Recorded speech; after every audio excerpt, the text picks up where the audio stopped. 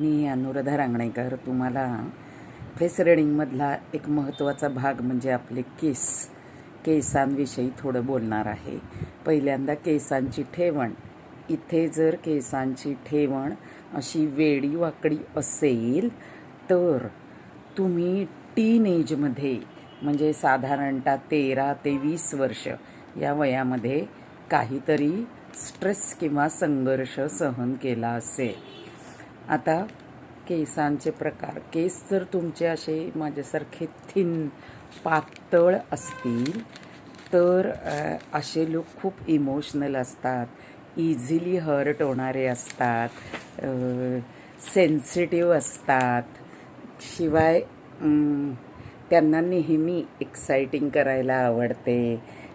त्यांच्यासमोर काहीतरी नवीन एखादी गोष्ट करण्यासाठी असेल तर ते आपलं काम करू शकतात.